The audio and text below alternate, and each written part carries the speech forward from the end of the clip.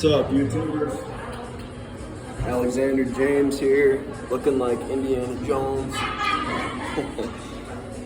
I got this hat out in DC at the Cracker Barrel job, and I thought with my B-52 World War II bomber pilot's jacket, and this hat that was on the hanger there for sale, I thought, you know what? I could rock the Indiana Jones look.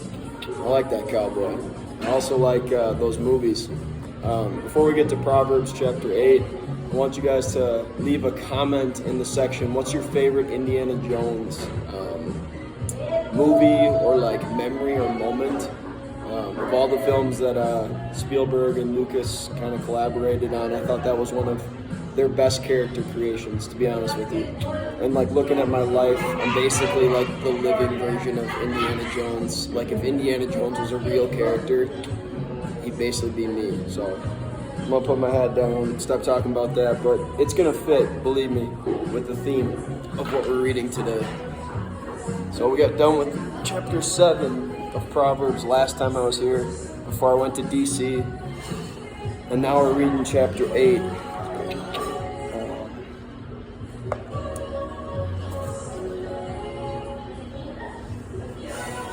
Doth not wisdom cry, and understanding put forth her voice? She standeth in the top of the high places, by the way, in the places of the paths.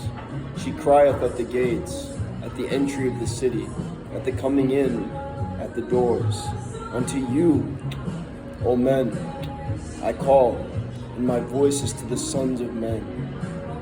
O ye simple, understand wisdom, and ye fools, be of an understanding heart. So obviously last time it was pretty grim. We're talking about the whorish woman, and like basically what you inherit from the whore is death and hell. Now Solomon is contrasting the wisdom, the woman wisdom, and how her inheritance is riches and honor and life and glory. And so I'm going to try and give a much more hopeful look in this chapter, obviously, than the first or the one we read last time. And I'm going to compare it to Solomon's wealth. And going off the Indiana Jones theme, right? I actually think that there's probably Solomonic gold hidden in Lebanon, in places that have not been excavated. You know, the Crusaders, very interesting history.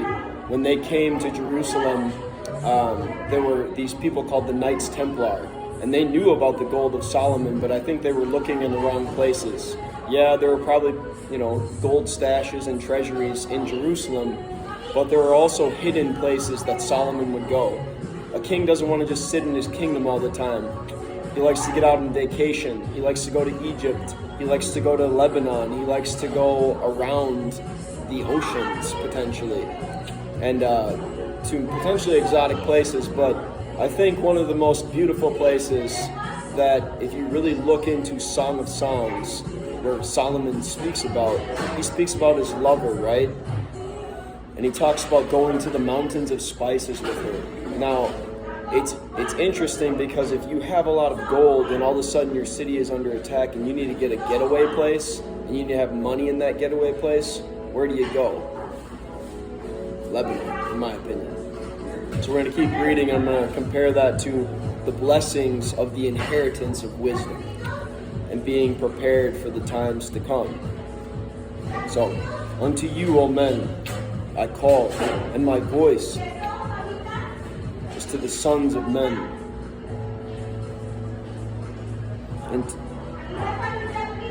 And my voice is to the sons of man. O ye simple, understand wisdom, and ye fools, be of an understanding heart. Hear, for I will speak of excellent things, and the opening of my lips shall be right things. For my mouth shall speak truth, and wickedness is an abomination to my lips. All the words of my mouth are in righteousness. There is nothing forward or perverse in them. They are all plain to him that understandeth, and right to them of fine knowledge. Receive my instruction, and not silver, and knowledge rather than choice gold. Okay, I think I'm going to stop there too while I eat. What does that mean?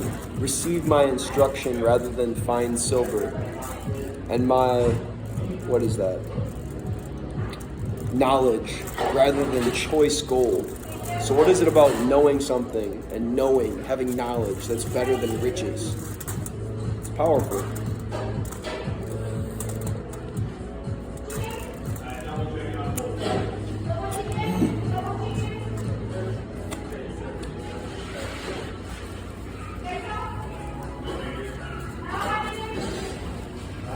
Thank you, Jesus, for this food. Bless it to my body in your name.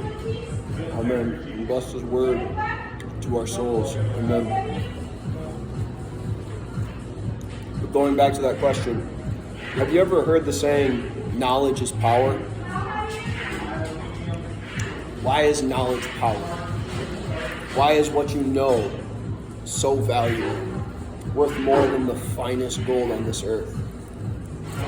Because what you know makes up who you are. And who you know determines your happiness, your friendships, all that.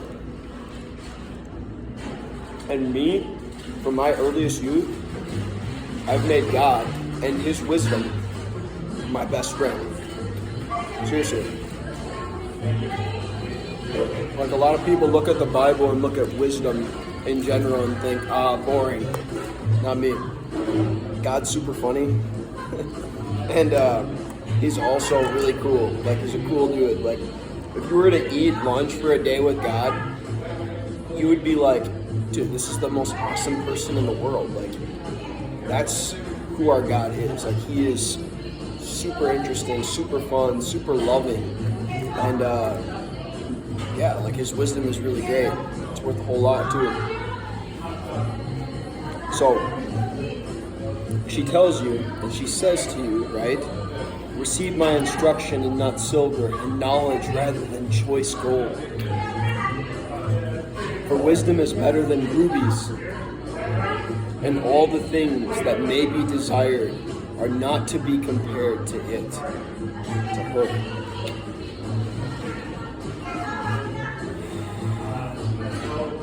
Wisdom cares very deeply for your soul.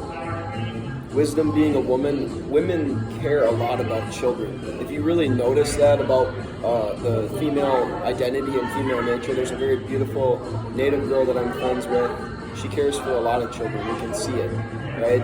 And there's a lot of also other women that I know in my life that just love babies, love children. And the caring factor of a woman is something very, very wise. And I think that that's something to be meditated on. So instead of riches and wealth, what is it about caring and the nurturely part of a woman that God exemplifies, right? In calling His wisdom woman. For wisdom is better than rubies, and all the things that may be desired are not to be compared to it.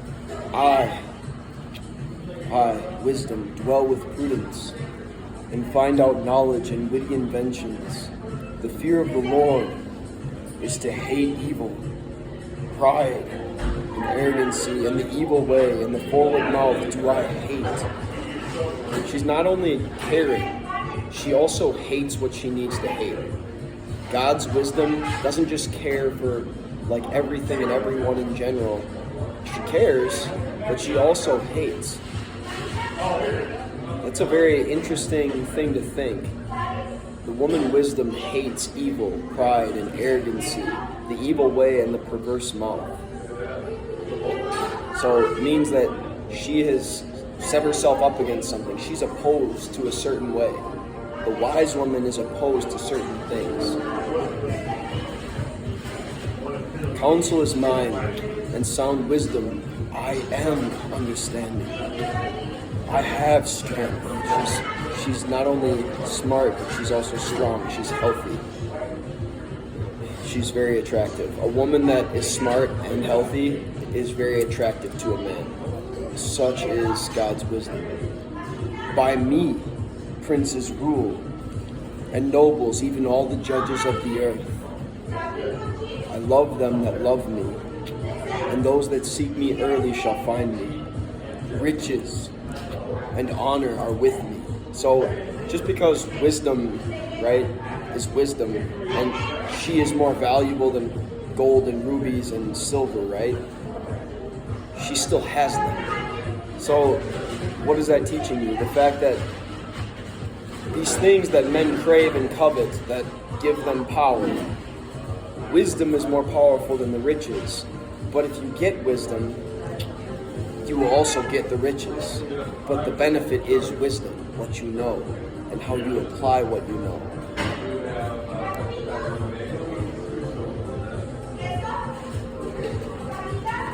And those that seek me early shall find me. Riches and honor are with me, yea, durable riches, lasting riches, and righteousness, right living, representing what is right.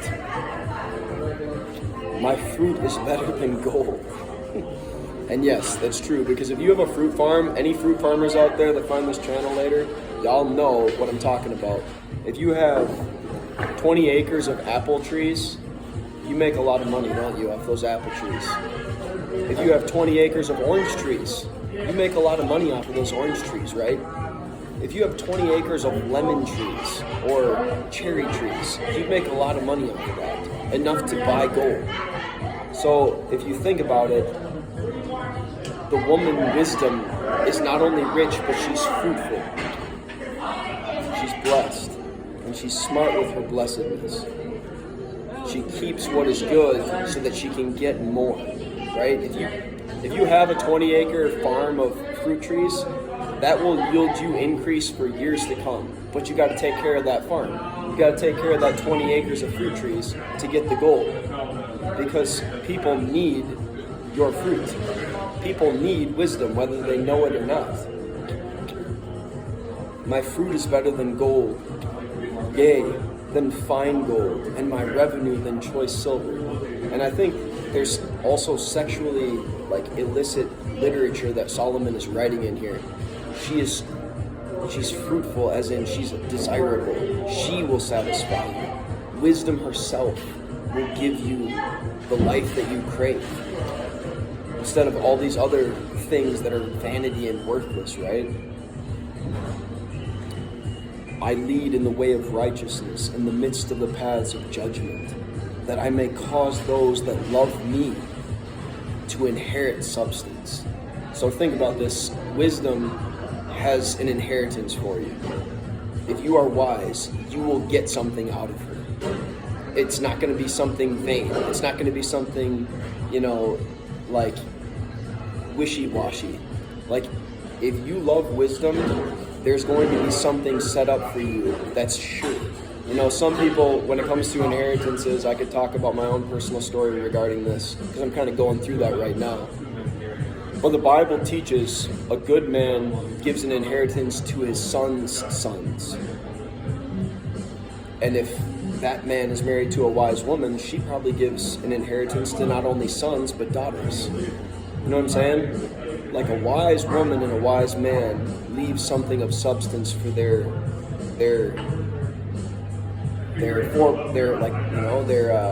lineage, those who love them and honor them well. And so too is wisdom. Wisdom, if you get her, she will give you an inheritance of substance that is eternal and great and glorious. Just like moms and dads leave their estates to their sons and daughters. It's usually something that helps them for the rest of their lives, because you can't take it with you. My dad's famous quote, and I believe it is famous: there are no U-Hauls to heaven, son. You can't take any of this stuff with you. All the gold, all the silver, all the lands, all the properties, your business. You can't take it to heaven with you. It's here for now to help people get there. That's why we do business in America the right way, to help people get to God and get to God's heaven. And not just get there, but by God's grace, become saved, and then everything you do is just in honor of that salvation that he gave you, the greatest gift, which is Jesus. So the second part of this, and I will find their treasures. that I might cause those that love me to inherit substance, and I will find their treasures. Now this gets me excited, all right? I was telling you guys about Solomon, right? And how he hid probably his gold, I'm guessing. If you get 4,000 pounds of gold from Spain, from the port called Tarshish a year, how much gold is that in 30 years? Solomon lived to be 70 years old. And if by the time he reigned as king at 30 years old, to the time he died, he got 4,000 pounds of gold every year for 40 years, that is so much gold, dude. And like I said, if your kingdom is attacked, you want to have a hidden reserve. Just like we had gold in Fort Knox, right? And we still probably do, guys. America is that smart. They're not stupid about how every dollar was once backed by U.S. gold, all right? And you guys, this dumbass generation wants to go to tech and crypto and stuff that's like worthless. Well, if you go back to Eisenhower and like the wisdom of backing everything by gold, like, you know what? There's something to that. And so if Solomon's kingdom ever was attacked, I'm pretty sure he had a hidden reserve like Fort Knox, probably buried underneath somewhere that nobody else knew about. And there's a specific verse I could get to. I have it in my recollection because I've studied the whole of the law of God. But there is a very interesting part of like this hidden, like almost like King's Getaway in Lebanon. To me, if I was him, if I was Solomon living 3,000 years ago, I would think if I'm ever in need to get out of this city quickly, I want how many tons of gold buried up where I've got a hidden sanctuary up in Lebanon or out in the Dead Sea where Masada is. I think that there could be multiple different locations to Solomon's hidden treasures because that's what wise kings do. They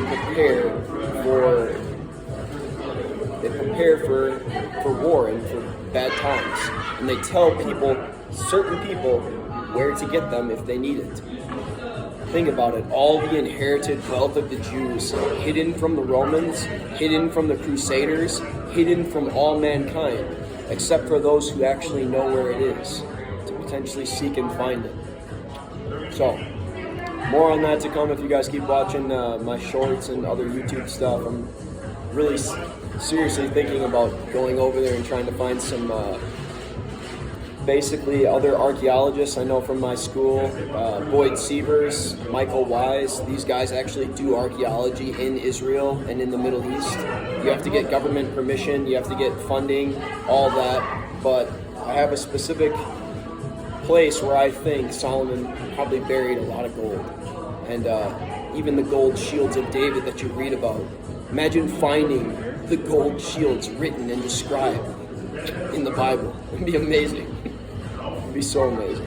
So, and I will find their treasures. The Lord possessed me in the beginning of his way, before his works of old. I was set up from everlasting, from the beginning, wherever the earth was. When there were no depths, I was brought forth. When there were no fountains abounding with water. That's why I love Pocahontas so much, and the Native American woman. You know, so humble and so beautiful and so of the earth, Mother Nature, right? So I'm trying to find a native queen. So very, very beautiful. But that's what it makes me think about, the poetry that Solomon writes about God with wisdom in the beginning, creating everything you see. Before the mountains were settled, before the hills was I brought forth, while as yet he had not made the earth, nor the fields, nor the highest part of the dust of the world. When he prepared the heavens, I was there.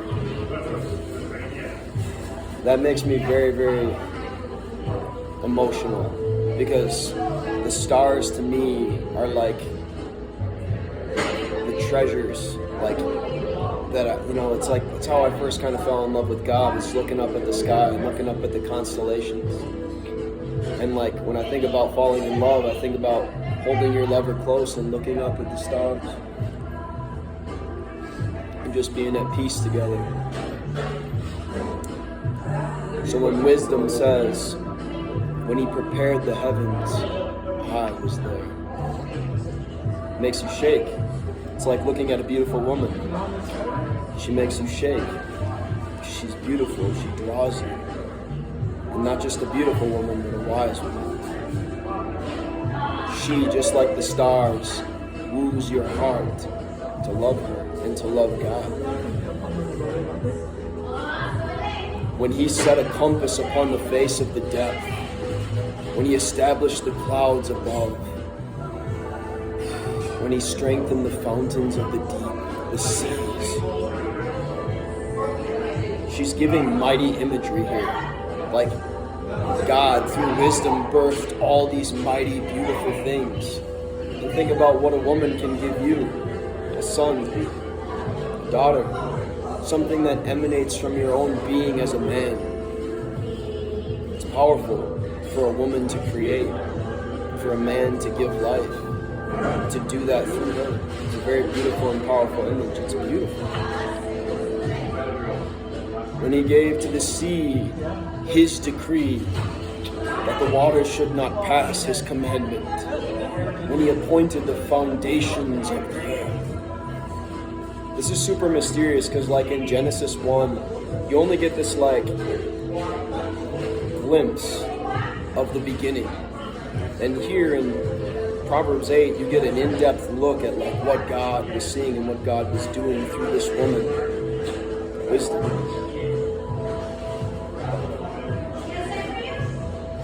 In the beginning, God created the heavens and the earth was without form and void, and darkness hovered over the deep, and the Spirit of God was hovering over the face of the waters. And God said, "Let there be light." And there was light. He's talking about wisdom, how wisdom made all things. Through God's wisdom, all things came to be.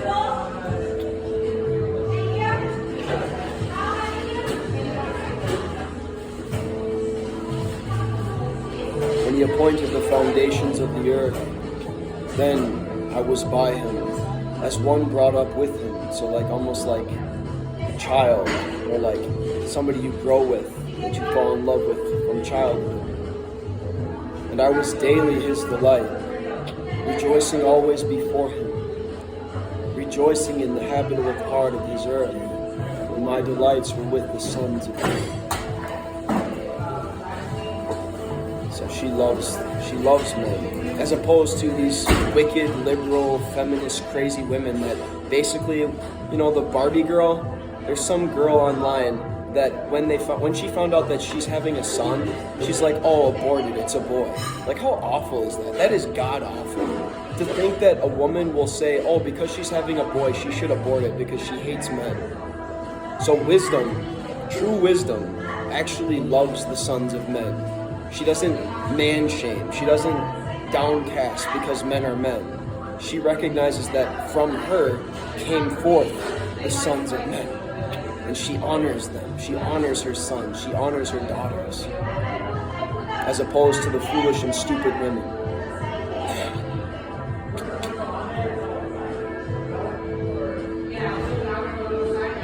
And my delights were with the sons of men. Now, therefore, hearken unto me. This woman is telling you, listen to me. O ye children, for blessed are they that keep my ways. Hear instruction and be wise, and refuse it not.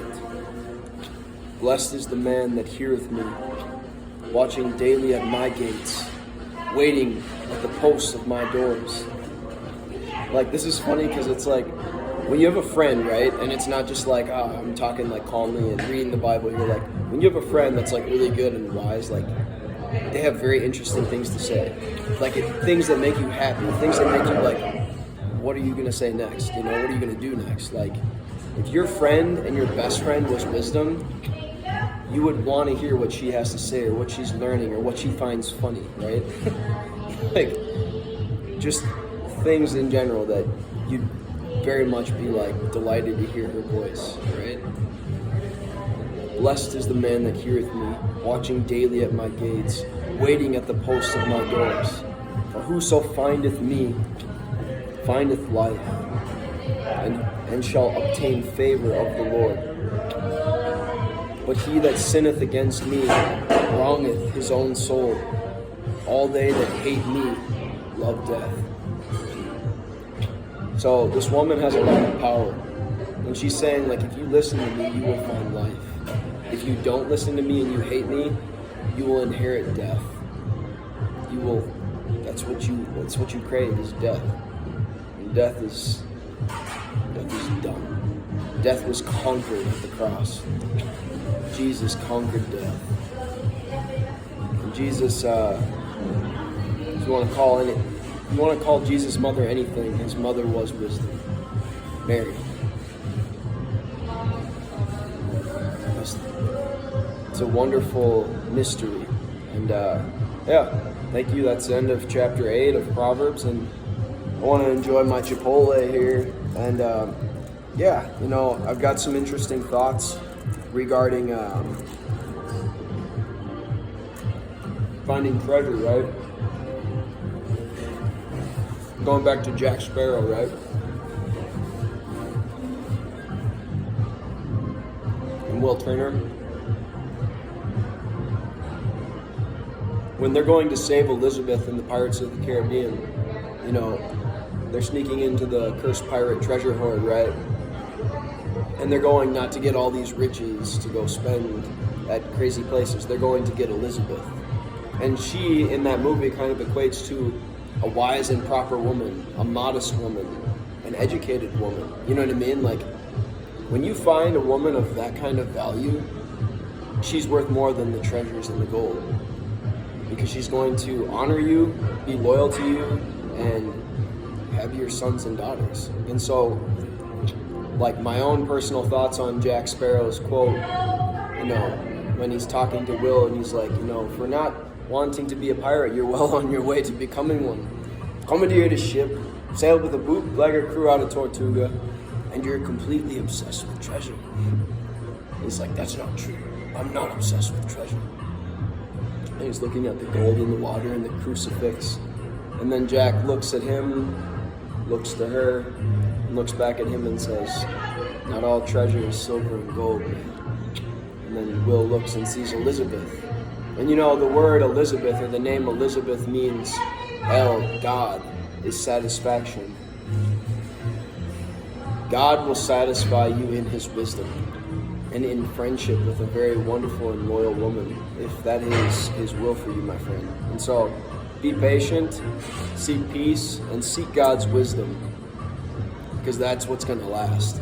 If you can't have peace with your woman, if she doesn't love wisdom and God herself, then you and her communicating and your relationship with her is not going to be good. So you got to find a woman that loves wisdom or is on her way to becoming wise and like the wise woman, because stupidity and disrespect and dishonor, that's not how you create a godly family and a God-honoring relationship. So it's free counsel, free advice. I'm going to enjoy the rest of this, and hope you guys have a good day. God bless you. And more to come regarding Solomon's treasure. Song of Solomon, maybe? Go check out that on the YouTube channel too. I gave you some of my best stuff there, but not all of it. So yeah.